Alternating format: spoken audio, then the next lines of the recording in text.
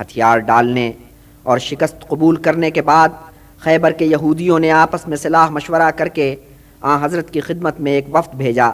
اس وفد نے گزارش کی کہ ہم لوگ کھیتوں اور باغوں کے کاموں میں مہارت رکھتے ہیں، اس لیے آپ مناسب سمجھیں تو ہمیں اپنے گھروں میں رہنے دیں، ہم کھیتوں اور باغوں کے سارے کام انجام دیں گے اور آپ کو سال کے سال فصل کا نصف نظر کر دیا کریں گے۔ حضرت صلی اللہ علیہ وسلم نے ان کی یہ درخواست منظور کر لی، لیکن اس شرط کے ساتھ کہ آئندہ کبھی اگر انہوں نے ان کے اخراج کے بارے میں طے کیا تو انہیں نکلنا پڑے گا۔ اس کے بعد ایک افواہ اڑی کہ مسلمان فدق کے خلاف بھی وہی کارروائی کرنا چاہتے ہیں جو خیبر کے خلاف کی ہے۔ فدق مدینہ کے شمال مشرق میں ایک نخلستان تھا کہ تھا تو چھوٹا سا مگر بہت سرسبز تھا۔ فدق کے یہودیوں کے کانوں میں جب یہ بات پڑی تو وہ سخت گھبرائے۔ انہوں نے حضرت صلی اللہ علیہ وسلم کو پیغام بھیجا کہ ہم خیبر والی شرائط پر آپ کی اطاعت قبول کرتے ہیں۔ حضرت نے ان کی درخواست قبول کر لی اور اس طرح فدق حضرت صلی اللہ علیہ وسلم کی ملکیت قرار پایا۔ جب سارے عہد معاہدے ہو گئے تو ایک اور ہی گل کھلا۔ سلام ابن مشکام کی جوزہ نے کہ جو اب بیوہ تھی حضرت کی تواضع اس طرح کی کہ ایک دمبا بھون کر پیش کیا اور اس میں زہر ملا دیا۔ اس نے یہ معلوم کر لیا کہ حضرت کو دستی زیادہ پسند ہے، اس لیے اس حصے میں زہر زیادہ ملایا۔ حضرت صلی اللہ علیہ وسلم نے لقمہ منہ میں رکھا تھا کہ آپ کو احساس ہو گیا کہ اس میں زہر ملا ہوا ہے۔ آپ نے لقمہ فوراً تھوک دیا، مگر اس وقت تک لقمہ نگل چکے تھے، ان پر زہر نے فوراً اثر کیا اور وہ اللہ کو پیارے ہو گئے۔ حضور صلی اللہ علیہ وسلم نے اس عورت کو طلب کیا اور پوچھا کہ اے عورت، تو نے ایسا کیوں کیا؟ اس عورت نے جواب دیا کہ آپ نے میرے قوم والوں کے ساتھ جو کچھ کیا ہے اور جس طرح میرے باپ، چچا اور شوہر کو قتل کیا ہے، اس کے بعد مجھے یہی کرنا تھا۔ میں نے سوچا کہ اگر محمد پیغمبر ہیں تو انہیں پتہ چل جائے گا کہ گوشت میں زہر ملا ہوا ہے، اور اگر پیغمبر نہیں ہیں اور صرف ایک حاکم ہیں تو پھر ہمیں ان سے گلو خلاصی مل جائے گی۔ حضرت صلی اللہ علیہ وسلم نے تحمل سے اس عورت کا یہ بیان سنا اور درگزر فرمایا، مگر ابھی مہم پایہ تکمیل کو نہیں پہنچی تھی۔ واپس ہوتے ہوتے حضرت صلی اللہ علیہ وسلم نے لشکر کا رخ موڑا اور مغرب کی سمت میں بڑھ کر وادی القریٰ کے یہودیوں کا محاصرہ کر لیا۔ ان یہودیوں نے اہل خیبر کے ساتھ مل کر مسلمانوں کے خلاف کارروائی کی تھی۔ محاصرہ 3 دن تک جاری رہا۔ چوتھے دن ان یہودیوں نے ہتھیار ڈال دیے اور وہی خیبر والی شرائط ان کے سامنے بھی پیش کی گئیں۔ وہ شرائط انہوں نے منظور کر لی، سو وادی القریٰ کی مہم بھی سر ہوئی۔ اب آپ کا رخ مدینہ کی طرف تھا۔ 7 ہفتوں تک مدینہ سے دور رہنے کے بعد غازیہ نے اسلام فتح کی خوشی سے سرشار اپنے مبارک شہر میں واپس آئے۔ حضور نے واپس آ کر دیکھا کہ حضرت جعفر اور ان کے رفقا حبشہ سے واپس آ چکے ہیں۔ حضرت جعفر جب حبشہ کے سفر پر روانہ ہوئے تھے تو اس وقت 27 برس کے نوجوان تھے۔ اب واپس آئے ہیں تو عمر عزیز کے 40 سال گزر چکے تھے۔ 13 سال تک وہ رسول پاک کے دیدار سے محروم رہے۔ اب جو واپس آئے تو حضرت صلی اللہ علیہ وسلم نے بڑھ کر انہیں گلے سے لگایا اور آنکھوں کے درمیان بوسہ دیا۔ پھر فرمایا کہ میرے لیے یہ فیصلہ کرنا مشکل ہے کہ مجھے خیبر کی فتح کی زیادہ خوشی ہے یا جعفر کے واپس آ جانے کی۔ اس عرصے میں حضرت جعفر صاحب اولاد ہو چکے تھے۔ ان کے ہمراہ ان کی زوجہ اسماء بھی تھیں اور 3 بیٹے تھے، عبداللہ، محمد اور اون۔ یہ تینوں بیٹے حبشہ کے زمانہ قیام میں پیدا ہوئے تھے، اور ہاں، ان کے ہمراہ ام حبیبہ بھی تو آئی تھیں۔ اس وقت وہ 35 کے سن میں تھیں۔ حضرت صلی اللہ علیہ وسلم کی ازواج مطہرات کے لیے وہ اجنبی نہیں تھیں۔ مکہ سے ان کی جان پہچان چلی آتی تھی، سو جلد ہی وہ دوسری ازواج کے ساتھ گھل مل گئیں۔ اس گھرانے میں کچھ بچے بھی تھے، حسن اور حسین، نام خدا بڑے ہو چلے تھے۔ دونوں رسول پاک کی آنکھوں کے تارے تھے۔ فرمایا کرتے کہ اپنے گھرانے میں مجھے سب سے زیادہ عزیز حسن اور حسین ہیں۔ اس گھر میں اسامہ کو بھی پوتوں نواسوں والا درجہ حاصل تھا۔ کتنی مرتبہ یہ ہوا کہ حضرت صلی اللہ علیہ وسلم نے ایک ہاتھ حسن پہ رکھا اور دوسرا اسامہ کے سر پر، اور فرمانے لگے، اے اللہ، مجھے یہ بچے بہت عزیز ہیں، تو بھی انہیں عزیز رکھ۔ اب مدینہ میں امن و چین تھا۔ یہودیوں کی قرار واقعی سرکوبی ہو چکی تھی۔ خیبر اب مفتوحہ علاقہ تھا، کسی طرف سے کوئی بڑا خطرہ درپیش نہیں تھا۔ ہاں اکا دکا مخاصمت رکھنے والے قبیلے کی سرکوبی کا بندوبست کیا گیا۔ بنی حوازن کے کچھ قبیلے مسلمانوں سے خار کھاتے تھے، ان کی وجہ سے یمن جانے والی راہ غیر محفوظ ہو گئی تھی۔ حضور صلی اللہ علیہ وسلم نے حضرت عمر رضی اللہ تعالیٰ عنہ کی سرکردگی میں ایک مہم روانہ کی۔ دوسری مہم حضرت ابو بکر رضی اللہ تعالیٰ عنہ کی سرکردگی میں بنی غطفان کے خلاف روانہ کی گئی۔ ایک اور مہم بنی مرہ کے خلاف روانہ کی گئی۔ بنی مرہ کا علاقہ فدق سے لگتا تھا۔ فدق والوں نے کہ اب آن حضرت کے پٹے دار تھے، بنی مرہ کے خلاف شکایت کی تھی۔ آن حضرت نے ان کی سرکوبی کے لیے 30 مجاہدوں کا ایک دستہ روانہ کیا، مگر دشمن زبردست نکلا۔ یہ 30 کے 30 جھڑپ میں کام آ گئے۔ تب آن حضرت صلی اللہ علیہ وسلم نے 200 مجاہدوں پر مشتمل لشکر روانہ کیا۔ اس لشکر نے بنی مرہ کے لوگوں کو جو مقابلے میں آئے مار بھگایا، کتنوں کو اسیر بنا لیا، کتنی بھیڑیں اور اونٹ مال غنیمت میں ہاتھ آئے۔ اسامہ بھی اس مہم میں شامل تھے۔ اس وقت وہ 16 کے سن میں تھے۔ بنی مرہ کے ایک شخص نے ان کی کم عمری پر طنز و تعریض کی۔ اسامہ کو ایسا تاؤ آیا کہ اس پہ ٹوٹ پڑے۔ وہ بھاگ کھڑا ہوا۔ اسامہ دور تک اس کے تعاقب میں گئے، آخر اسے جا لیا۔ تب اس شخص نے دیکھا کہ بچنے کی کوئی صورت نہیں تو کلمہ پڑھ لیا، لیکن اسامہ نے اسے بخشا نہیں، موت کے گھاٹ اتار کے چھوڑا۔ مدینہ واپس پہنچ کر اسامہ نے حضرت صلی اللہ علیہ وسلم کی خدمت میں حاضری دی۔ اپنی کارکردگی بیان کرتے ہوئے یہ واقعہ بھی سنایا۔ حضور نے پوچھا، اے اسامہ، کیا جب تو نے اسے قتل کیا تو اس نے کلمہ پڑھ لیا تھا؟ یا حضرت، اس نے کلمہ پڑھ تو لیا تھا مگر جان بچانے کی خاطر پڑھا تھا۔ حضور نے فرمایا، اے اسامہ، کیا تو نے اس کا دل چیر کر دیکھا تھا کہ اس نے کس نیت سے کلمہ پڑھا ہے؟ تب اسامہ پشیمان ہوئے اور عہد کیا کہ اب کسی شخص پر بھی جس نے کلمہ پڑھ لیا ہو تلوار نہیں اٹھاؤں گا۔ دشمنوں کی طرف سے اب فرصت تھی، امن و چین کی فضا تھی۔ صلح حدیبیہ کو 1 سال ہونے کو تھا، حج کا موسم قریب تھا۔ حضرت صلی اللہ علیہ وسلم نے سفر حج کی تیاریاں شروع کر دیں۔ 2000 مسلمان سفر کے لیے تیار تھے۔ ان میں وہ مسلمان بھی شامل تھے جو پچھلے برس حج پر روانہ ہوئے تھے اور حدیبیہ کے مقام سے پلٹ آئے تھے۔ سال کے دوران ان میں سے جو دنیا سے سفر کر گئے ان سے قطع نظر باقی سب قافلے میں شامل تھے۔ کچھ لوگ ان کے علاوہ بھی تھے، ایک ان میں حضرت ابو ہریرہ تھے۔ حضرت ابو ہریرہ کا تعلق بنی دوست سے تھا۔ وہ اپنے قبیلے کے کچھ لوگوں کے ساتھ جنگ خیبر کے دنوں میں مدینہ وارد ہوئے تھے۔ بالکل مفلس تھے، سو اصحاب صفہ میں شامل ہو گئے تھے۔ یوں تو قبول اسلام کے بعد ان کا نام عبد الرحمن رکھا گیا تھا، مگر لوگوں کی زبان پر ابو ہریرہ کا نام ایسا چڑھا ہوا تھا کہ مسلمان ہو جانے کے بعد بھی وہ ابو ہریرہ کے نام سے ہی یاد کیے جاتے تھے۔ ابو ہریرہ یعنی بلی کا باپ۔ وجہ تسمیہ یہ تھی کہ انہیں بلیوں سے بہت الفت تھی، کوئی نہ کوئی بلی ان کے ساتھ لگی رہتی اور وہ اس سے کھیلتے رہتے تھے۔ اس موقع پر انہیں قربانی کے اونٹوں کا نگران مقرر کیا گیا۔ 2000 حاجیوں کا قافلہ مدینہ سے روانہ ہوا، منزلیں طے کرتا مکہ کے نواح میں پہنچا۔ قریش کو جب یہ اطلاع ملی تو انہوں نے پچھلے برس کے معاہدے کو یاد کیا اور شہر سے نکل گئے۔ اب مکہ شہر خالی تھا۔ اہل قریش نے اپنے گھروں سے نکل کر ارد گرد کی پہاڑیوں پر ڈیرے ڈال لیے تھے۔ قریش کے اکابرین کے ابو قبیس پر خیمہ زن تھے۔ وہاں سے مسجد الحرام صاف نظر آتی تھی۔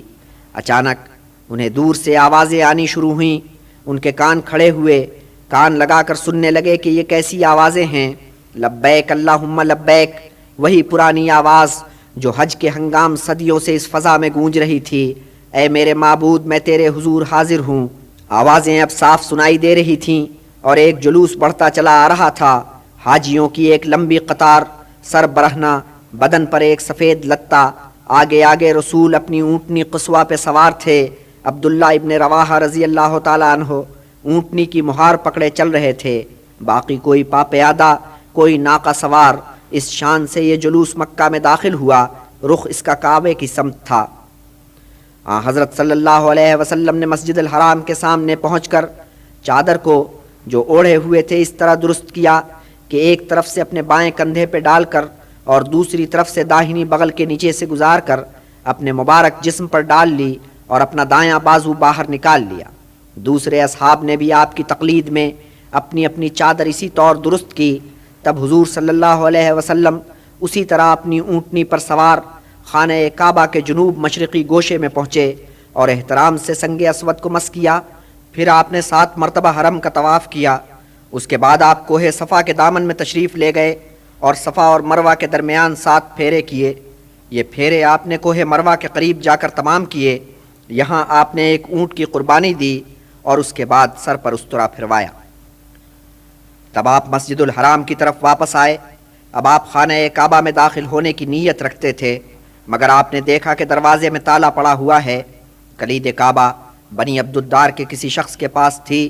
حضور صلی اللہ علیہ وسلم نے ایک شخص کو چابی لینے کے لیے بھیجا، مگر اکابرین قریش کی طرف سے جواب آیا کہ معاہدے میں ایسی کوئی شرط نہیں ہے کہ ہم خانہ کعبہ کی کلید آپ کے حوالے کریں۔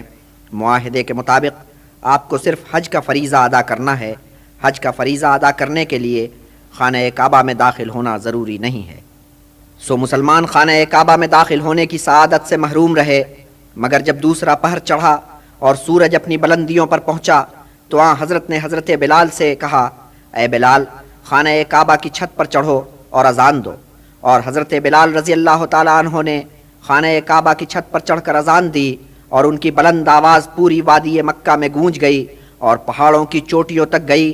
ابو قبیس کی بلندیوں سے قریش کے اکابرین نے یہ منظر دیکھا کہ ایک سیاہ فام غلام خانہ کعبہ کی چھت پر کھڑا ہے اور خدا کی بزرگی اور محمد صلی اللہ علیہ وسلم کی رسالت کا اعلان کر رہا ہے۔ ان کے سینے پہ تو سانپ لوٹ گئے، بس جل بھن کر رہ گئے، کر کیا سکتے تھے۔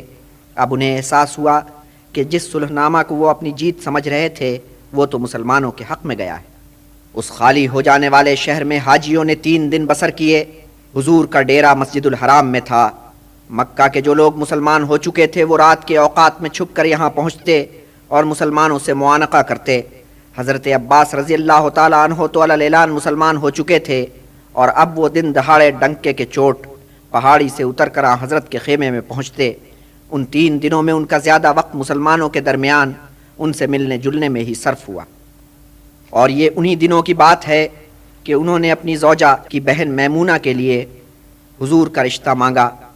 حضرت صلی اللہ علیہ وسلم نے اس رشتے کو منظور کر لیا۔ میمونہ بی بی اب بیوگی میں دن گزار رہی تھیں۔ وہ حضرت عباس کی زوجہ ام الفضل کی سگی بہن تھیں اور انہی کے ساتھ رہتی تھیں۔ تیسرا دن ختم ہو رہا تھا اور حضرت ابھی تک قیام پذیر تھے۔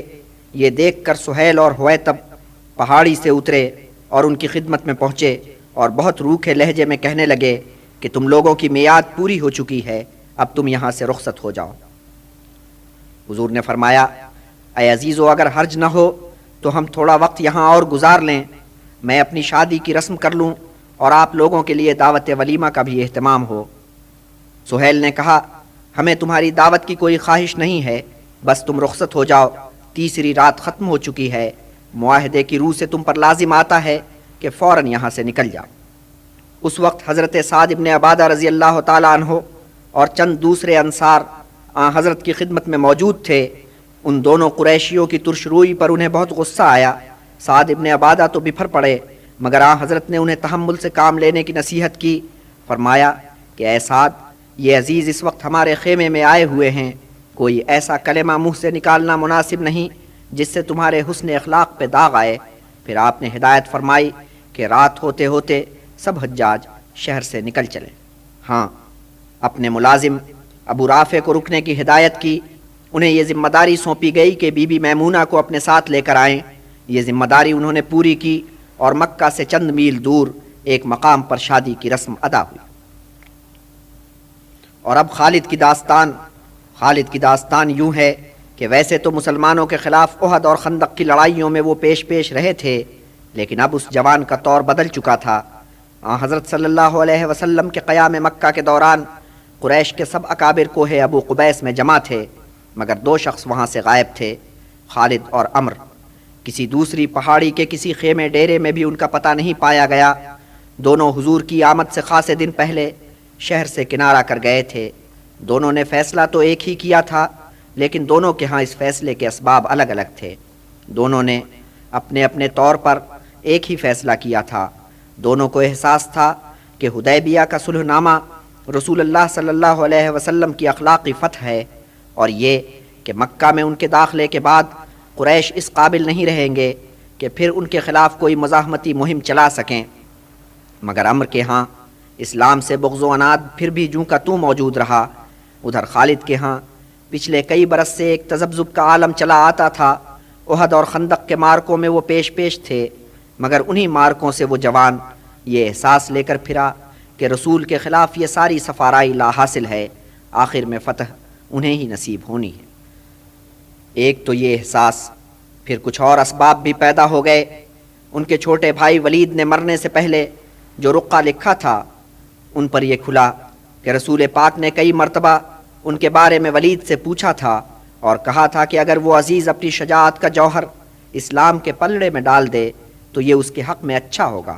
ولید نے اپنے رقعے میں حضور کا یہ قول نقل کیا اور لکھا، سو اے میرے بھائی ذرا ٹھنڈے دل سے غور کر کہ تو نے کیا کچھ گما دیا ہے۔ یہ تو بھائی کا معاملہ تھا۔ ادھر اس شخص کی ماں نے اسلام قبول کر لیا تھا اور اس کی خالہ میمونہ اب رسول پاک کی زوجہ بن چکی تھیں، اور اس شادی کے چند دن بعد خالد نے عجیب خواب دیکھا کہ جیسے وہ کسی بنجر علاقے میں بھٹکتے پھرتے ہیں اور وہاں سے نکلنے کی کوئی راہ نہیں ہے۔ پھر کیا دیکھتے ہیں کہ وہ کسی سرسبز و شاداب علاقے میں پہنچ گئے ہیں۔ خالد کو یوں محسوس ہوا کہ یہ خواب نہیں بشارت ہے، اور وجدان نے یہ بھی بتا دیا کہ یہ کس چیز کی بشارت ہے۔ سو اس جوان مرد نے عزم باندھا کہ مکہ سے نکلو اور مدینہ کی راہ لو۔ خالد کو مدینہ کے لیے ایک ہمسفر کی تلاش تھی۔ عمرو سے تو ان کی ملاقات نہ ہو سکی۔ عمرو کے بعد جن سے ان کی یاری دوستی تھی وہ تھے اکرمہ اور صفوان۔ انہوں نے ان دونوں کو ٹوہ کر دیکھا۔ صفوان نے اکڑ کر کہا کہ بے شک سارے قریش محمد کے پیرو بن جائیں، میں کبھی نہیں مانوں گا۔ اکرمہ نے بھی اسی قسم کا جواب دیا، اور خالد نے سوچا کہ ان دونوں کے باپ جنگ بدر میں مارے گئے ہیں اور صفوان کا تو بھائی بھی مارا گیا ہے، وہ کیسے اس داغ کو بھول جائیں گے۔ آخر کے تئیں خالد اکیلے ہی مدینے کو سدھارے، مگر خدا کا کرنا ایسا ہوا کہ جلد ہی انہیں ایک ہمسفر مل گیا۔ راستے میں کہیں ان کی مٹ بھیڑ عثمان ابن طلحہ سے ہو گئی۔ یہ وہی جوان تھے جنہوں نے کسی پچھلے وقت میں جواں مردی کے ساتھ بی بی ام سلمہ کو مکہ سے نکال کر بحفاظت تمام مدینہ پہنچایا تھا۔ عثمان ابن طلحہ سے خالد کا بہت یارانہ تھا، لیکن صفوان اور اکرمہ کے تجربے کے بعد خالد کچھ محتاط ہو گئے تھے۔ پھر خالد کو یہ بھی خیال تھا کہ آخر عثمان کے کتنے عزیز احد میں مارے گئے ہیں، باپ، 2 چچا، 4 بھائی۔ سو خالد نے عثمان سے دل کی بات نہیں کہی۔ تھوڑی دور تک وہ ساتھ اس طرح چلے کہ ادھر یہ چپ ادھر وہ چپ، مگر اچانک ایک رو آئی اور خالد نے طے کیا کہ انہیں اپنے ارادے کا اعلان کر دینا چاہیے، مگر انہوں نے پھر رمز سے کام لیا اور یوں گویا ہوئے کہ ہمارا حال اس لومڑی سے کچھ ایسا مختلف نہیں جو اپنے بھٹ میں چھپی بیٹھی ہے، ایک ڈول پانی ڈالو اور وہ باہر نکل پڑے گی۔ عثمان نے رمز کو فوراً سمجھ لیا، اور جب بات کھل گئی تو خالد نے صاف انہیں بتا دیا کہ وہ مدینہ جا رہے ہیں اور کس نیت سے جا رہے ہیں۔ عثمان پہلے ہی اسلام کی طرف کسی قدر مائل ہو چکے تھے۔ خالد کے فیصلے سے انہوں نے ہمت پکڑی، کہا کہ دوست میں بھی تیرے ساتھ چلوں گا، تھوڑا انتظار کر، میں گھر سے تھوڑا سامان سفر لے آؤں۔ عثمان تیر کی طرح گئے، شتابی سے واپس آئے، پھر دونوں صبح سویرے مدینہ کی راہ پہ پڑ لیے۔ اب عمرو کی سنو۔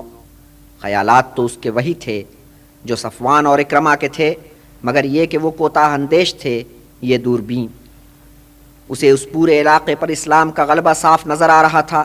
اس نے سوچا کہ اس سے پہلے کہ مکہ میں اسلام کا علم لہرائے، یہاں سے نکل چلنا چاہیے۔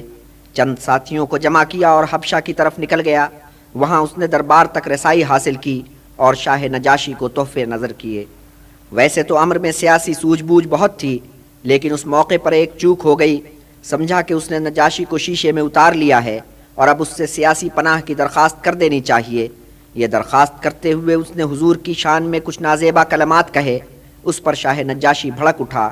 عمرو کے تو ہاتھوں کے طوطے اڑ گئے، کیا سوچا تھا کیا ہو گیا۔ پھر اس نے بات سنبھالنے کی کوشش کی، اس طرح کہ حضرت کے بارے میں لہجے کو بدلا اور یوں گویا ہوا کہ اے بادشاہ سلامت، کیا آپ محمد کی رسالت کی توثیق فرماتے ہیں؟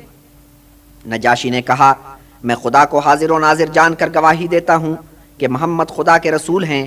اے عمرو، میں جو کہتا ہوں وہ کر، حضرت محمد پر ایمان لا، خدا کی قسم وہ حق پر ہیں اور وہ ہر مخالف پر اس طرح غالب آئیں گے جیسے حضرت موسیٰ فرعون پر غالب آئے تھے۔ عمر نے شاہ نجاشی کی یہ بات گرہ میں باندھی اور حبشہ سے واپس ہو لیا۔ یمن کے ساحل پر اتر کر ایک اونٹ اور تھوڑی اشیاء خرد و نوش خریدیں اور مدینے کی طرف چل پڑا۔ راستے میں اس کی مٹ بھیڑ خالد اور عثمان بن طلحہ سے ہوئی، پھر یہ تینوں ساتھ چل کر مدینہ پہنچے۔ سب سے پہلے خالد نے کلمہ پڑھا اور آن حضرت صلی اللہ علیہ وسلم نے جواب میں فرمایا، تعریف اس خدا کی جس نے تجھے ہدایت بخشی، اور اے عزیز میں نے بہت پہلے تیرے اندر ایک فراست دیکھ لی تھی، میں نے جان لیا تھا کہ بالآخر تو نیکی کی طرف آئے گا۔ خالد نے کہا، یا رسول پاک، آپ جانتے ہیں کہ میں نے کس طرح آپ کے خلاف جنگوں میں حصہ لیا اور حق کی مزاحمت کی، سو آپ اس گنہگار کے حق میں خدا سے دعا کریں کہ وہ مجھے معاف کر دے۔ حضور نے فرمایا، اے خالد، اسلام ہر پچھلے داغ کو دھو ڈالتا ہے۔ حضرت خالد رضی اللہ تعالیٰ عنہ نے فرمایا، پھر بھی یا حضرت میں آپ سے دعا کی التجا کروں گا۔ تب جناب نے ہاتھ اٹھائے اور دعا کی کہ اے پروردگار، خالد نے حق کے خلاف جو کام کیے ان سے درگزر کر اور اسے معاف فرما۔ اس کے بعد عثمان اور عمر نے کلمہ پڑھا اور مسلمان ہوئے، اور بعد میں عمر نے اپنی کیفیت یوں بیان کی کہ اس گھڑی عقیدت و احترام کا میرے ہاں یہ عالم تھا کہ میں آنکھ اٹھا کر رسول پاک کے چہرے کو دیکھنے کی تاب نہیں رکھتا تھا۔ انہی دنوں میں دو اور ایسے شخص مسلمان ہوئے جن کے مشرف باسلام ہونے سے مسلمانوں کے حلقوں میں خوشی کی لہر دوڑ گئی۔ ایک جبیر ابن مطعم اور دوسرے عقیل کہ حضرت علی اور حضرت جعفر کے بھائی تھے۔ اور جب عقیل نے کلمہ پڑھا تو حضور یوں بولے کہ اے عقیل، میں تجھ سے دگنا الفت رکھتا ہوں، ایک اس وجہ سے کہ تجھ سے میرا بہت قریب کا رشتہ ہے، دوسرے اس وجہ سے کہ مجھے معلوم ہے کہ میرے چچا تجھے کتنا چاہتے تھے۔ خوشی کی اس فضا میں غم کی بھی ایک واردات گزر گئی۔ حضرت کی صاحبزادی زینب اللہ کو پیاری ہو گئیں۔ آپ نے بیٹی کی نماز جنازہ پڑھائی اور قبر کے سرہانے بیٹھ کر ان کی مغفرت کے لیے دعا کی۔ حج سے واپسی کو 3 مہینے گزرے ہوں گے کہ رسول پاک نے 15 مسلمانوں کا ایک تبلیغی وفد ترتیب دیا۔ یہ وفد اس ہدایت کے ساتھ روانہ کیا گیا کہ تم امن کے پیامی بن کر شام کی سرحد پر جاؤ اور وہاں آباد قبیلوں کو اسلام قبول کرنے کی دعوت دو، مگر ادھر سے اس پرامن مہم کا جواب تیروں سے دیا گیا۔ ان امن پسندوں نے تھوڑا بہت اپنا دفاع کیا، مگر وہ کسی جنگی تیاری کے ساتھ تو آئے نہیں تھے، اور تعداد میں لے دے کے 15 تھے۔ ایک ایک کر کے 14 نے شہادت پائی، صرف ایک مسلمان وہاں سے زندہ واپس ہوئے۔ اسی کے ساتھ ایک واقعہ اور گزر گیا۔ آپ نے قیصر روم کے نام ایک رقعہ لکھ کر ایک قاصد کے حوالے کیا کہ نام اس کا ضیاء الکلبی تھا۔ آپ نے اب سے پہلے بھی ایک رقعہ قیصر روم کے نام لکھا تھا اور صوبہ بوستر کے حاکم کو بھیجا تھا کہ وہ اسے قیصر روم کو بھجوا دے۔ اس رقعے کا کوئی جواب نہیں آیا تھا۔ اب حضور نے یہ دوسرا رقعہ روانہ کیا تھا، مگر رستے میں بنی غسان کے آدمیوں نے قاصد کو پکڑ لیا اور اسے قتل کر ڈالا۔ تب حضور نے 3000 کا ایک لشکر تیار کیا اور اس کی کمان زید ابن حارثہ کے سپرد کی۔ ہدایت یہ فرمائی کہ اگر زید شہید ہو جائیں تو جعفر ان کی جگہ علم سنبھالیں، جعفر بھی شہید ہو جائیں تو عبداللہ ابن رواحہ ان کی جگہ لیں اور علم سنبھالیں۔ اگر یہ تینوں کام آ جائیں تو پھر غازی خود اپنا سالار منتخب کر لیں۔ پھر آپ نے زید کو ایک سفید پھریرے والا علم عنایت کیا اور اپنے اصحاب کو ساتھ لے کر زید کو رخصت کرنے کے لیے چلے۔ عبداللہ ابن رواحہ جب اس مہم پر روانہ ہوئے تو انہوں نے ایک یتیم لڑکے کو بھی جس کے وہ سرپرست بنے ہوئے تھے اپنے ساتھ گھوڑے پر بٹھا لیا، اور اس لڑکے نے یوں بیان کیا کہ میں نے دیکھا کہ عبداللہ ابن رواحہ شعر پڑھ رہے ہیں، جس کا مضمون یہ تھا کہ لشکر اسلام جب میدان جنگ سے واپس ہو تو کیا اچھا ہو کہ وہ وہیں میدان میں سوئے ہوئے رہ جائیں۔ میں نے یہ شعر سنے اور میں رویا، اور اس بزرگ نے مجھے کوڑا مارا اور کہا، اے کم نصیب، اگر مجھے شہادت نصیب ہو جائے اور مجھے دنیا کے غم و آلام سے نجات مل جائے اور تو بحفاظت تمام گھر واپس پہنچ جائے تو تجھے اس پر کیا اعتراض ہے؟ پھر ایک پڑاؤ پر میں نے دیکھا کہ انہوں نے نماز ادا کی اور لمبی دعا کی، پھر مجھے آواز دی، میں نے جواب دیا کہ آقا میں حاضر ہوں، اور انہوں نے کہا، اللہ نے چاہا تو مجھے شہادت کا مرتبہ ملے گا۔ جب یہ لشکر شام کی سرحد پہ پہنچا تو اسے پتہ چلا کہ شمال کے قبیلے والے وہاں کثیر تعداد میں جمع ہیں۔ ادھر قیصر روم کے نائب نے بھی کمک بھیج دی ہے۔ کل ملا کر 1 لاکھ کا لشکر تھا۔ ادھر لے دے کے 3000 غازی تھے۔ حضرت زید نے رفقا کو جمع کیا، پوچھا کہ اے غازیو، اس باب میں تم کیا کہتے ہو؟ اکثریت کی رائے یہ تھی کہ حضور کو صورتحال سے آگاہ کرنا چاہیے وہ مناسب سمجھیں گے تو مزید کمک بھیجیں گے یا واپسی کا حکم فرمائیں گے۔ مگر حضرت زید کا استدلال سیدھا سچا تھا، یا تو فتح ہمارے قدم چومے گی یا ہمیں شہادت کا مرتبہ ملے گا، کامرانی دونوں صورتوں میں ہمارا مقدر ہے، سو اے غازیو آگے بڑھو اور دشمن پر ٹوٹ پڑو۔ حضرت زید کی تقریر نے اپنا اثر دکھایا، غازی جوش و خروش کے ساتھ آگے بڑھے۔ آگے بڑھتے بڑھتے بالآخر وہ اس مقام پر پہنچ گئے جہاں سامنے دشمن کا لشکر کیل کانٹے سے لیس کھڑا تھا۔ کیا لشکر تھا، کیا اس کا جاہ و حشم تھا! ابھی تک ان غازیوں نے اہل قریش ہی کی شان و شوکت دیکھی تھی، آج وہ قیصر روم کے لشکر کا جاہ و جلال دیکھ رہے تھے۔ حضرت زید یہ نہیں چاہتے تھے کہ فوراً تصادم ہو جائے، کیونکہ یہاں زمین کا ڈھلان اس طرح سے تھا کہ فوجی نقطۂ نگاہ سے ان کے خلاف جاتا تھا۔ انہوں نے لشکر کو حکم دیا کہ یہاں سے پیچھے ہٹ کر موتا کے مقام پر مورچہ جماؤ۔ دشمن کو زوم تھا کہ اس کا لشکر جرار اس مختصر سی جمعیت کو کچل کر رکھ دے گا، مگر مسلمانوں کے لشکر نے پلٹ کر اچانک حملہ کر دیا۔ ادھر موتا کے مقام پر گھمسان کا رن پڑا ہوا تھا اور ادھر مدینہ میں آن حضرت کی چشم بینا سب کچھ یوں دیکھ رہی تھی جیسے زمین کی تنابیں کھنچ گئی ہوں اور میدان جنگ ان کے روبرو ہو۔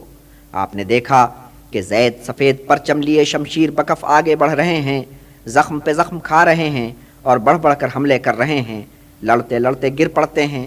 جعفر آگے بڑھ کر علم ان کے ہاتھ سے لے لیتے ہیں، مردانہ وار لڑتے ہیں مگر وہ بھی گر پڑتے ہیں۔ پھر عبداللہ ابن رواحہ علم سنبھال کر دشمن سے بھڑ جاتے ہیں، بے جگری سے لڑتے ہیں مگر شہید ہو جاتے ہیں، اور اسلامی لشکر میں ابتری پھیل جاتی ہے۔ تب ثابت ابن ارقم علم سنبھالتے ہیں اور حضرت خالد ابن ولید کو تھما دیتے ہیں۔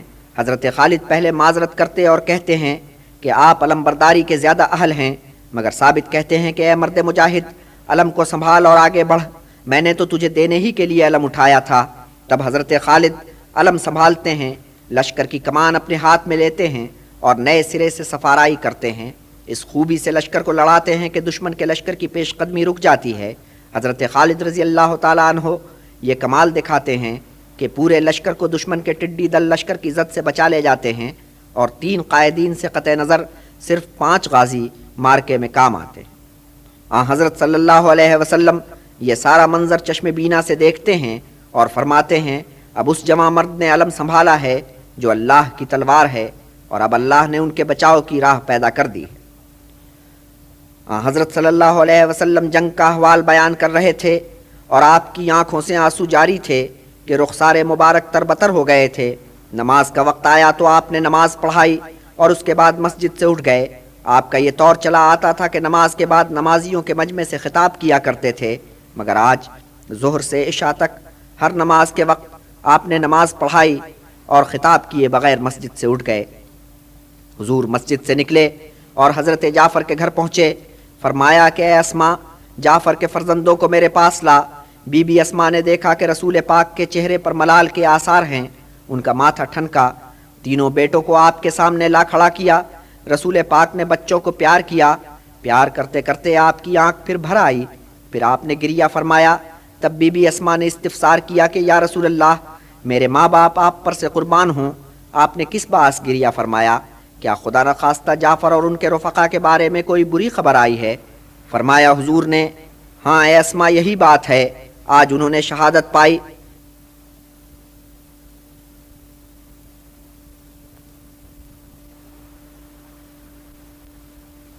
یہ سن کر اسما نے زاری کی، بیویوں نے نالہ و شیون سنا تو لپک کر بی بی کے پاس آئیں۔ ادھر حضرت وہاں سے اٹھ کر اپنے قیام گاہ پر تشریف لائے اور اہل خانہ سے فرمایا کہ جعفر کے اہل خانہ پر غم کا پہاڑ ٹوٹ پڑا ہے، انہیں اپنا ہوش نہیں ہے، ان کی خبرگیری ہم پہ فرض ہے، سو ان دنوں ان کے کھانے پینے کا بندوبست ہماری طرف سے کیا جائے۔ حضور نے پھر حضرت زید کے گھر جا کر تعزیت کی۔ جب آپ وہاں سے لوٹ رہے تھے تو زید کی ننھی بیٹی روتی ہوئی آئی اور حضرت سے لپٹ گئی۔ حضرت نے اسے سینے سے لگایا اور اس گھڑی رسول پاک پھوٹ پھوٹ کر روئے۔ اس رات حضور صلی اللہ علیہ وسلم کو بشارت ہوئی، آپ نے دیکھا کہ جنت ہے اور جنت میں زید، جعفر، عبداللہ اور اس مارکے کے دوسرے شہداء نظر آ رہے ہیں، اور آپ نے جعفر کو اس شان کے ساتھ دیکھا کہ ان کے شہ پر نکلے ہوئے ہیں اور وہ فرشتوں کی طرح پرواز کر رہے ہیں۔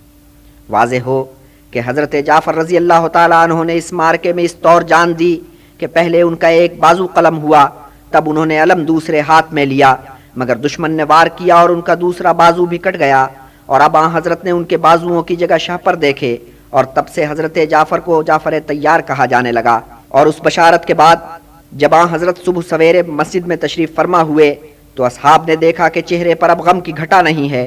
آپ نے پورے صبر و سکون کے ساتھ نماز پڑھائی اور اس کے بعد دستور کے مطابق نمازیوں سے خطاب کیا۔ پھر آپ بی بی اسما کے گھر تشریف لے گئے اور انہیں بتایا کہ آپ کو کیا بشارت ہوئی ہے۔ بی بی اسما کو اس بشارت کے بعد صبر آ گیا۔ جب حضرت خالد رضی اللہ تعالیٰ عنہ اور ان کے رفقا واپس مدینہ آئے تو آن حضرت صلی اللہ علیہ وسلم اپنے سفید خچر پہ بیٹھ کر کہ جس کا نام دلدل تھا اور جو مقوقس کی طرف سے تحفے میں آپ کو موصول ہوا تھا، آنے والوں کے استقبال کے لیے چلے۔ جعفر طیار رضی اللہ تعالیٰ عنہ کے سب سے بڑے بیٹے کو خچر پر اپنے آگے بٹھا رکھا تھا۔ مرد و زن پہلے ہی اس رستے میں اکٹھے ہو گئے تھے۔ انہوں نے آنے والوں پر آوازیں کسے اور مٹی پھینک پھینک کر کہنے لگے، اے بھگوڑو، تم اللہ کے راستے سے منحرف ہو گئے۔ حضرت صلی اللہ علیہ وسلم نے فرمایا، نہیں، وہ بھگوڑے نہیں ہیں، وہ میدان جنگ سے واپس آئے ہیں اور اللہ نے چاہا تو پھر میدان جنگ میں جائیں گے۔ جنگ موتا میں مسلمانوں کو جو پسپائی اختیار کرنی پڑی تھی، اس سے شمالی علاقے کے عربوں کے حوصلے بہت بڑھ گئے۔ چند ہی دنوں بعد خبر ملی کہ مختلف قبیلوں والے شام کی سرحد پر بڑی تعداد میں اکٹھے ہو رہے ہیں۔ تیور ان کے یہ ہیں کہ جنوب کی طرف پیش قدمی کی جائے اور مسلمانوں پر دھاوا بولا جائے۔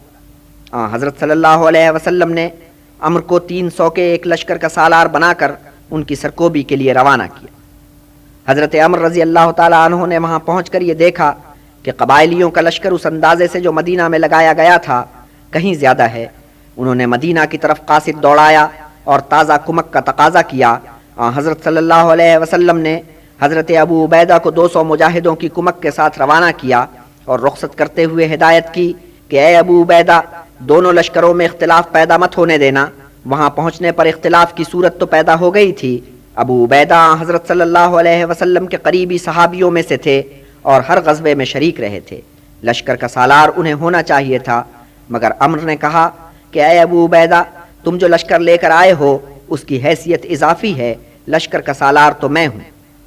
حضرت ابو عبیدہ رضی اللہ تعالیٰ عنہ نے حضرت صلی اللہ علیہ وسلم کی ہدایت کو یاد کیا اور یہ کہا کہ اے عمر، تو نے مجھ سے سرکشی کی مگر میں تیرا حکم مانوں گا۔ تب عمر نے دونوں لشکروں کی مشترکہ کمان سنبھالی اور شام کی سرحد کی طرف پیش قدمی کی، مگر مقابلے کی نوبت ہی نہیں آئی۔ تھوڑے سے تیر چل کر رہ گئے، قبائلیوں کا لشکر میدان ہی سے بھاگ گیا۔ مسلمان جب مارا مار کرتے آگے بڑھے تو دیکھا کہ ڈیرے خیمے خالی پڑے ہیں، لشکری بھاگ چکے ہیں۔ اب عرب کے چہار سمت اسلام کا اثر و رسوخ بڑھ رہا تھا۔ ایک تو بات یہ تھی کہ قریب و دور مسلمانوں کی دھاک بیٹھ گئی تھی۔ لوگوں کو احساس ہو گیا تھا کہ دنیا کی کوئی طاقت اب اسلام کو غالب آنے سے نہیں روک سکتی۔ پھر اسلام کی تعلیمات کی اپنی طاقت بھی تھی اور مسلمانوں کی سیرت و کردار کی بھی۔ یہ صلح حدیبیہ کی برکت تھی کہ مکہ اور مدینہ کے درمیان اب کوئی کشیدگی نہیں تھی۔ فریقین صلح نامہ کی شرائط پر قائم تھے اور دونوں طرف امن چین تھا، مگر اچانک ایک چنگاری اٹھی اور اس نے امن کی فضا کو تہو بالا کر دیا۔ رات کے پردے میں بنی بکر نے بنی خزاعہ پر حلہ بولا۔ اہل قریش بنی بکر کی کمک پر تھے۔ انہوں نے اپنے حلیفوں کو ہتھیار فراہم کیے تھے اور کچھ آدمی بھی۔ بنی خزاعہ بے خبری میں پکڑے گئے، جھڑپ میں ان کا ایک آدمی مارا گیا۔ بنی بکر اگر قریش کے حلیف تھے تو ادھر بنی خزاعہ نے حضرت سے دوستی کا معاہدہ کر رکھا تھا اور صلح نامہ حدیبیہ کی روح سے طرفین کو آزادی تھی کہ جس سے چاہیں دوستی کا معاہدہ کریں، اور ادھر قبیلوں کو آزادی تھی کہ جس کا جی چاہے اہل قریش کا حلیف بنے اور جس کا جی چاہے وہ مسلمانوں کا حلیف بن جائے۔ اہل قریش نے اپنے ایک حلیف کے ساتھ گٹھ جوڑ کیا اور انہیں کمک پہنچائی۔ بنی خزاعہ کے نمائندے حضرت صلی اللہ علیہ وسلم کی خدمت میں پہنچے، صورتحال سے آگاہ کیا اور امداد کے طالب ہوئے۔ حضرت نے فرمایا، عزیزو، تمہاری امداد کی جائے گی۔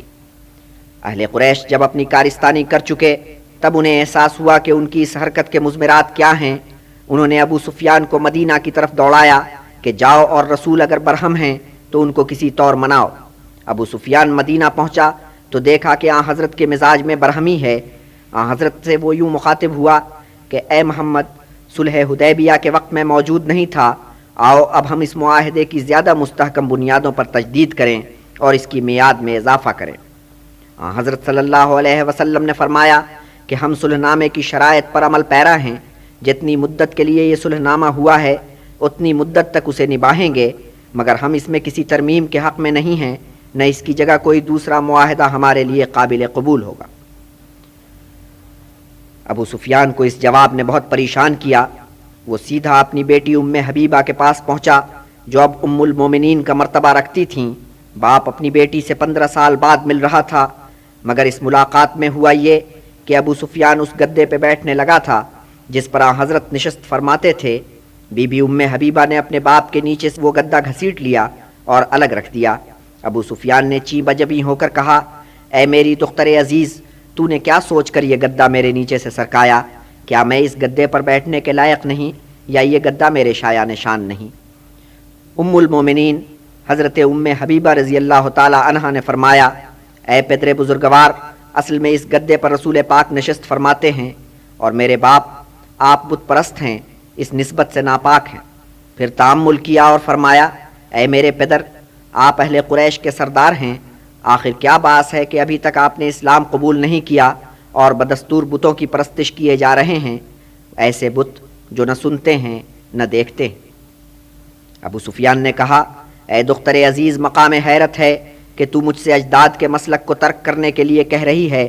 اگر میں بتوں کی پرستش سے منحرف ہو کر کہ میرے اجداد کا دین ہے، محمد کے دین کو شعار کر لوں تو یہ کتنی عجیب بات ہوگی۔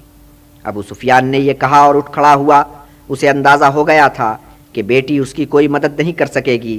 اسے یہ بھی اندازہ ہو گیا تھا کہ حضرت نے اگرچہ زبان سے کہا نہیں ہے، مگر ان کے دل میں یہ بات ہے کہ حالیہ واقعے کی وجہ سے یہ صلح نامہ منسوخ ہو گیا ہے۔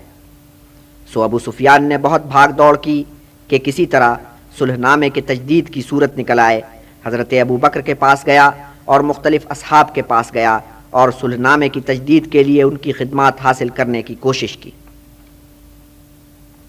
حضرت ابو بکر کے سامنے تجویز پیش کی کہ آپ مجھے اپنی پناہ میں لینے کا اعلان فرما دیں۔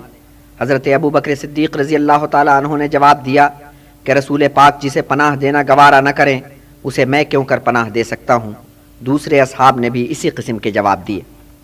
جب سب اصحاب نے ابو سفیان کو کورا جواب دے دیا تو وہ حضرت علی رضی اللہ تعالیٰ عنہ کے پاس پہنچا، قرابت داری کا واسطہ دیا کہ دونوں کے جد بھائی بھائی تھے۔ حضرت علی نے ابو سفیان کی کہانی سنی اور یوں بولے، اے ابو سفیان، میں تیرے حال پر افسوس ہی کر سکتا ہوں۔ رسول خدا نے فیصلہ کر لیا ہے کہ وہ تیری عرضداشت قبول نہیں کریں گے، اور جب آپ کوئی فیصلہ کر لیتے ہیں تو پھر ہم اس کے خلاف زبان کھولنے کی جسارت نہیں کر سکتے۔ تب ابو سفیان نے حضرت بی بی فاطمہ زہرہ سے رجوع کیا، اور اس وقت حسن ان کے پاس بیٹھے تھے۔ ابو سفیان نے کہا، اے محمد کی دختر، اپنے ننھے بیٹے کو ہدایت کر کہ وہ مجھے اپنی پناہ میں لے لے، اس اقدام سے وہ عربوں کا سردار ٹھہرے گا۔ بی بی فاطمہ نے جواب دیا کہ ننھے بچے کسی کو پناہ میں نہیں لیا کرتے۔ بی بی کی طرف سے مایوس ہو کر ابو سفیان نے پھر حضرت علی سے رجوع کیا، اے علی، مجھے مشورہ دو کہ میں کیا کروں۔ حضرت علی رضی اللہ تعالیٰ عنہ نے فرمایا، اے ابو سفیان، اور تو کوئی صورت نظر نہیں آتی، بس یہی ہو سکتا ہے کہ تو لوگوں کے سامنے اعلان کر دے کہ میں امان دیتا ہوں اور خود بھی امان کا طالب ہوں۔ اے علی، اس کا کیا فائدہ ہوگا؟ حضرت علی نے فرمایا، فائدہ تو کیا ہوگا، بہرحال یہی ایک صورت ہو سکتی ہے، اور تو کوئی صورت نظر نہیں آتی۔ ابو سفیان نے چاروں ناچار یہی کیا، اور پھر حضرت صلی اللہ علیہ وسلم سے جا کر کہا، اے محمد، میرا خیال ہے کہ تم میرے اعلان امان کو رد نہیں کرو گے۔ حضرت نے مختصر جواب دیا، اے ابو سفیان، یہ تمہارا خیال ہے، اور ابو سفیان ہراساں دل شکستہ مکہ واپس ہو لیا۔ ادھر حضرت نے مہم کی تیاری شروع کر دی۔ آپ نے اس منصوبے کو خفیہ رکھا، مگر مہاجروں میں سے ایک شخص حاتب کو کہیں اس منصوبے کی سنگن مل گئی، اور انہوں نے سوچا کہ اہل قریش کو اطلاع دے دینی چاہیے کہ خبردار ہو جائیں، حملہ ہونے والا ہے۔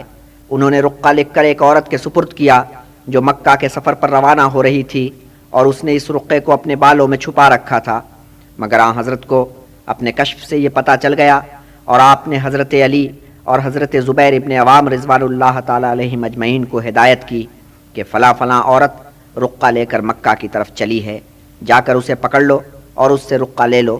حضرت علی اور حضرت زبیر نے اسے جا پکڑا، اس سے رقہ برآمد کیا اور اسے آن حضرت کے حضور پیش کر دیا۔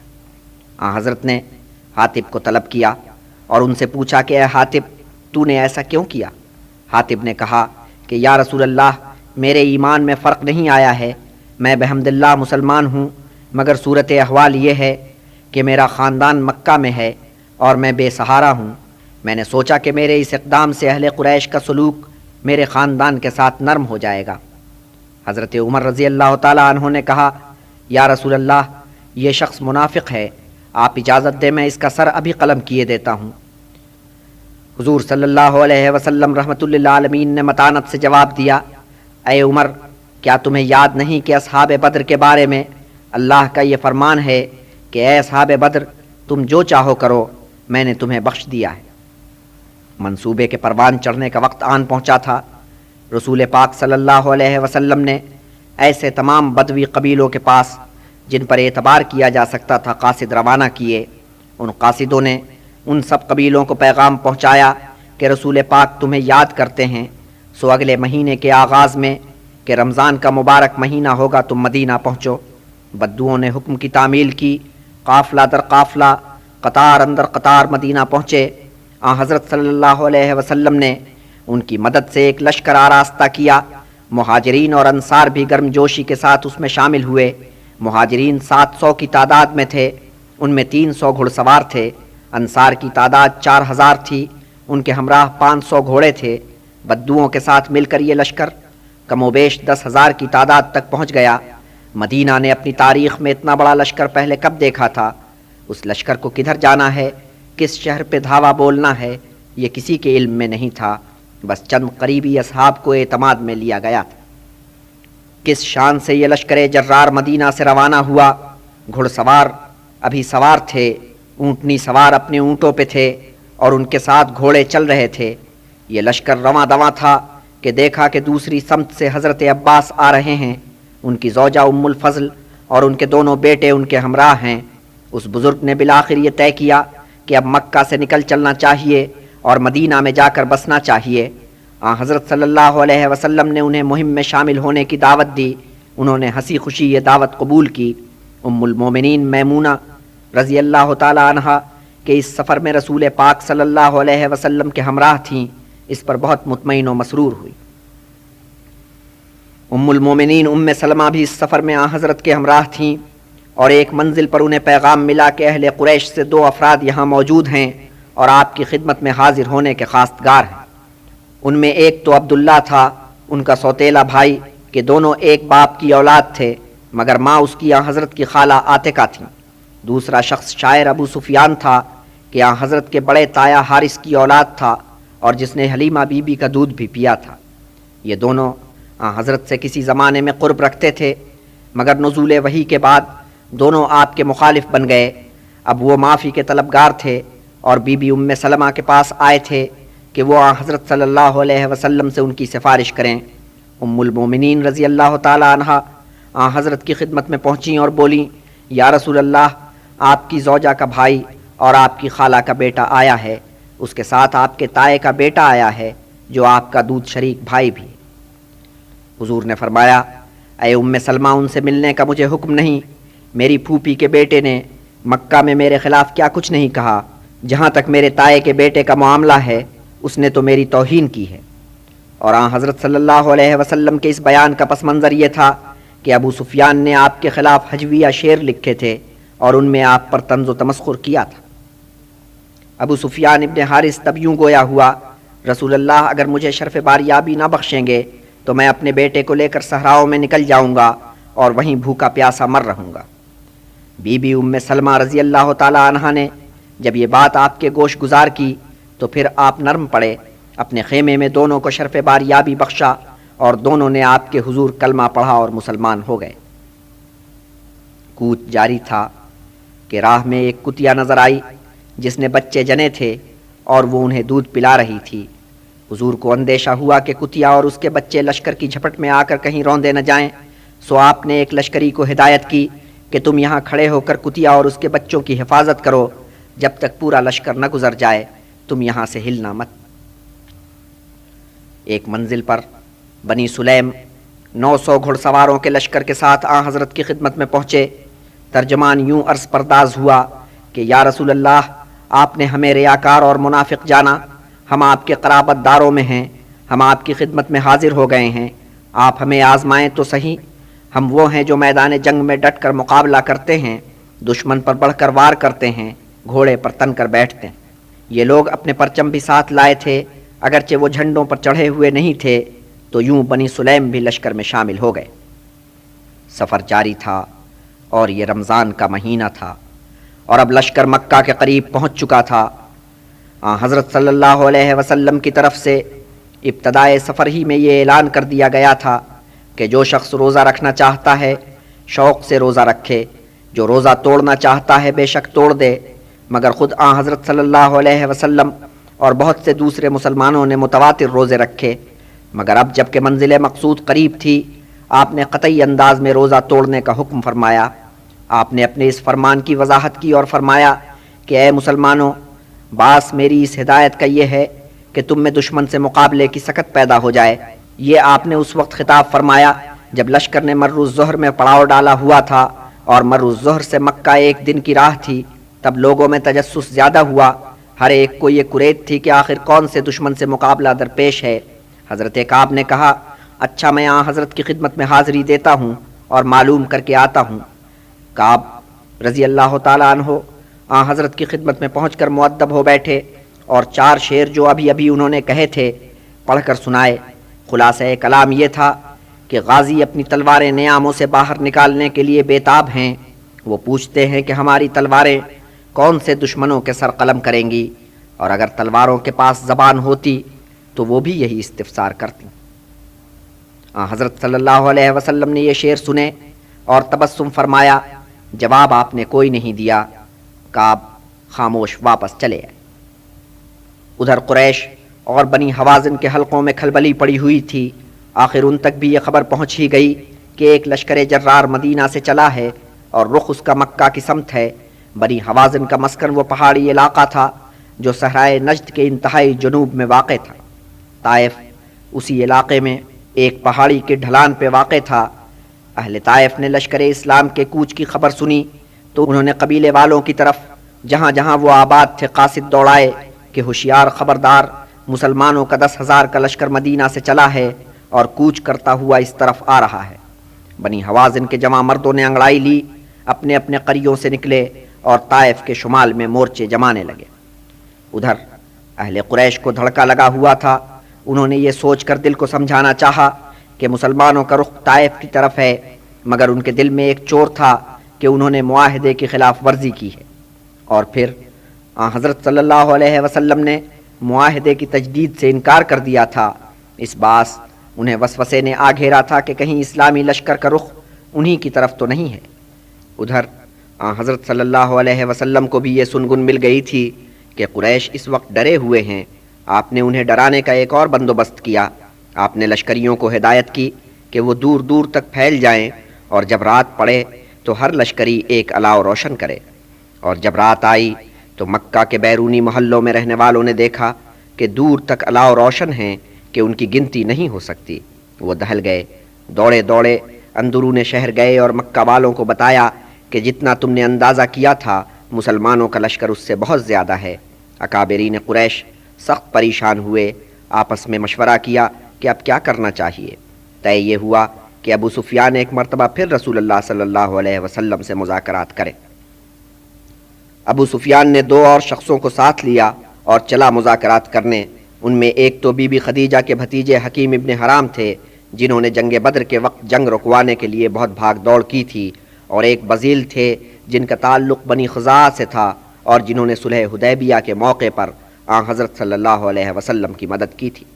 جب یہ لوگ لشکر کے پڑاؤ کے قریب پہنچے تو دیکھا کہ عباس ایک سفید خچر پہ سوار چلے آ رہے ہیں۔ اصل میں حضرت عباس رضی اللہ تعالی عنہ اس نیت سے پڑاؤ سے باہر آئے تھے کہ مکہ کی طرف جانے والا کوئی نظر آئے تو اس کے ہاتھ قریش کو پیغام بھجوائیں کہ بدبختو، اس سے پہلے کہ پانی سر سے اونچا ہو جائے آ کر رسول پاک سے صلح صفائی کر لو۔ اب جو انہوں نے ابو سفیان اور اس کے رفیقوں کو دیکھا تو اطمینان کا سانس لیا، ان کا ہاتھ پکڑا اور آن حضرت صلی اللہ علیہ وسلم کے حضور پہنچا دیا۔ ابو سفیان کہنے لگا، اے محمد، تم یہ لاؤ لشکر اپنے ہی قرابت داروں کے خلاف لے کر آئے ہو؟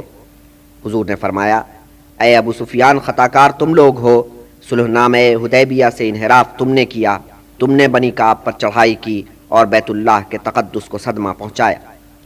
پھر آپ ان تینوں افراد سے یوں مخاطب ہوئے، اقرار کرو اور گواہی دو کہ اللہ کے سوا کوئی معبود نہیں، اور یہ کہ میں اللہ کا رسول ہوں۔ حکیم اور بزیل نے یہ سنا اور ایمان لائے، مگر ابو سفیان نے بس اتنا کہا کہ اللہ کے سوا کوئی معبود نہیں ہے، اور خاموش ہو گیا۔